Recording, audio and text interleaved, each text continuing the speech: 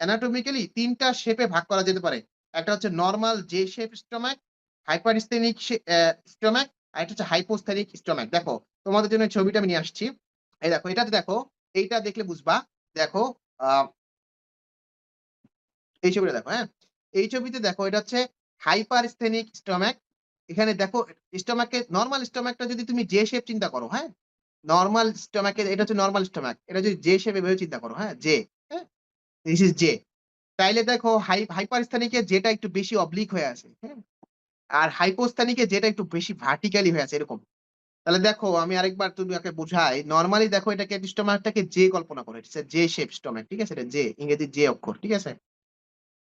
এই হাইপারস্থেনিকে হাইপারস্থেনিকে যেটা একটু বেশি হয়ে আছে, মানে অবলিক হয়ে আছে। আর হাইপোস্থানিকে যেটা একটু বেশি ভার্টিক্যালি হয়ে আছে, হ্যাঁ? তো এটাই বলছে আরকি। এটাই বলছে যে হাইপার আর হাইপো এবং নরমাল স্থেনিক। নরমালটাকে বলা হয় স্থেনিক। এটা হচ্ছে জে এর মতো। হাইপারে হচ্ছে যেটা একটু বেশি অবলিক থাকে।